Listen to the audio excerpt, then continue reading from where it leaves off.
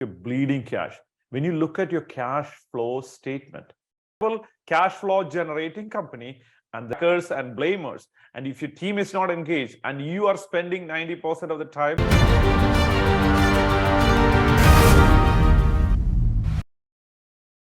this is not an exciting video. I'm going to talk about the 5 signs if your business is falling apart. These are the signs that you could use to find out if you're about to go into a major challenge or major crisis in your business. So I want to get into it straight, and let's put out big boy pants and listen to this. And if you're going through one of this or all of this, then you have a major problem, especially if you're going through all of this. Let's get started. Bleeding cash. So cash is basically the blood that flows into every cell of your body. If you're bleeding, if you cut your fingers and if you're bleeding, and if it's not healed, then that might be enough to create like serious health issues, detrimental health issues for you. Makes sense? Same way in business, if you're bleeding cash, how do you know if you're bleeding cash? When you look at your cash flow statement, if you consistently have negative cash flow, that's when you're bleeding. And you're like, oh, I have so much revenue growth. It doesn't matter. Revenue is just ego. I have so much profit. It doesn't matter either.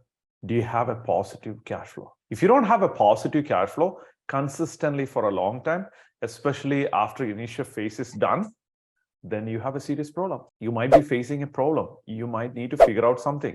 And you're like, okay, I'm early stages of my business. I haven't reached my positive cash flow yet. I understand. Give it more time. I'm not talking about that. You are making positive cash flow. All of a sudden, situation has changed. I still have revenue. I still have profit, but I do not have cash flow. Then we have a problem. That's number one thing. There are exceptions to every rule. There is an exception to this rule too. There are so many companies, including Amazon, that was not profitable for quite a few years in the early stages of their company's development. That is not what I'm talking about. And what I'm talking about is you are a profitable cash flow generating company, and then you went to negative cash flow. If you consistently go like that, you're going to run out of blood. You're going to run out of money. That's number one. Number two is you're stuck with the same old existing customers or clients. You had like some clients and they're stuck with you. You are stuck with them and you're not getting new clients. You're not getting new fresh air. So this is the oxygen of business. Marketing is the oxygen of business. Through marketing, you're bringing in nutrition in the form of air, right? So you're bringing in these prospects into your world so that through the sales, you could actually spread this blood flow into your entire body of business. So for that, we need more oxygen. So which means that if you're not having new people, new customers, if you don't have enough new customers, your business is in trouble. It is in trouble. And even if you have a lot of customers, if you're not adding customers, when you lose a customer, you're not replacing them. You lose another customer, you're not replacing them. And your profitability is going down. Maybe inflation, maybe something else, expenses, your salary is going up, everything is going up. You're not adding new customers. You're not in a stable situation. We need to be adding new customers. So if you're stuck with your current customers, and if you have a bleeding cash flow issue, then you have a much serious problem, which leads me to the third problem.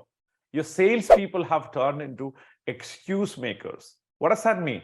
Your salespeople are like, before they will be like, oh my gosh, they're so excited to buy from us. Now they are saying, oh, look at that. Our competition has this thing. Our competition has this thing. And because of that, I'm not able to sell. Oh, the sales has become so difficult. Market is so bad. Economy is so bad. Everything. They're excuse makers. Now, the moment your salespeople are becoming excuse makers, you should be scared. You should be scared. You're like, oh my gosh, you're scaring me. Yeah, I hope I am scaring you, because you will do something about it if you're scared enough, right? So when your salespeople become excuse makers, you're losing this game of business. So if they are excuse makers, start firing them, right? One at a time. The worst performer, fire them. Find another one until they start performing again. This has the same sign as before. The second point that I told you is that you're not adding new customers. Why? Your salespeople are slacking. And if you don't have a salespeople, and if you have a sales system, let's say you are an e-commerce company. If you have a sales system and if you're not adding new customers, that is a problem too. Same thing, same idea. And if your sales, when you look at the data, your data guy is like, oh, I don't know, people are not buying it. I don't know why, what happened. No, we cannot just like irrationally come up with excuse not to have business. We need to be adding customers. That leads me to the fourth thing is your team is not engaged.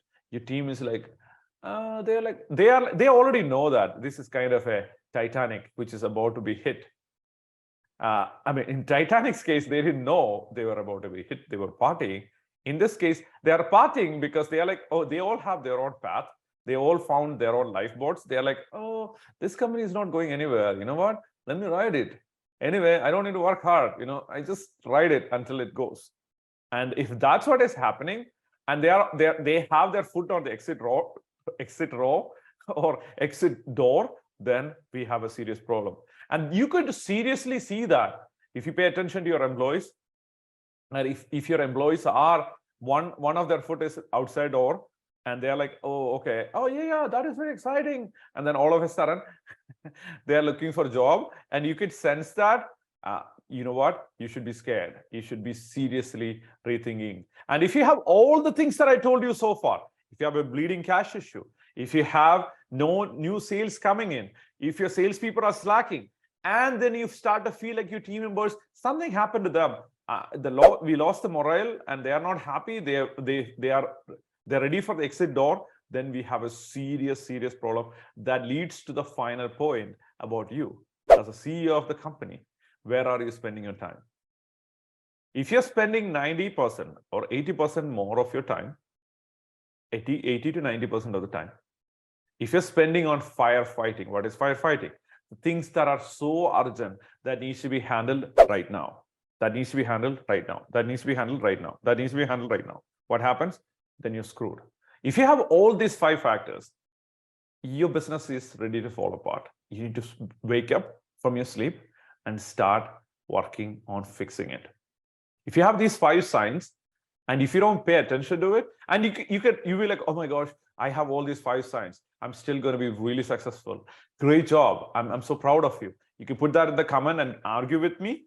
But the reality is, this is the truth, whether you like it or not.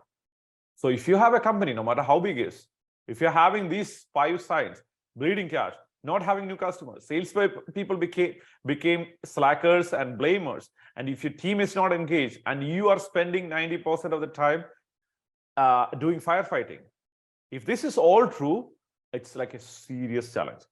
But just look at the 5th point, which is, if you're spending 90% of the time firefighting, I'm going to tell you something very positive, okay? Probably you're going to fail. You're going to reach this point soon if you don't change that. Why? Because if you're firefighting all the time, you will be basically barely surviving with some cash. That's it. So which means that you are going to have some cash flow issues in the future. Okay, you're going to have not having enough customers in the future. You are going to have salespeople who are slacking. You are going to have team not engaged. Why? Because they are all interested in firefighting. They are all addicted to firefighting. Let me say this one more time. They are all addicted to firefighting. And if we are addicted to firefighting as a collective, what happens? What happens is all we know is firefighting. Then we became a reactive company. One more time, we become a reactive company. When we become a reactive company, we are not proactively looking for customers. We are not proactively trying to increase cash flow. So there is possibility for failure. So I would like you to look at these things, and all of a sudden you could get mad at me or mad at yourself, or you could step up and fix it. Start fixing. What do you do first? The first thing that you do is stop focusing on firefighting. Give firefighting to somebody else so that you start generating new income by creating new customers. Makes sense? It's pretty simple, right? New customers, new income, new cash.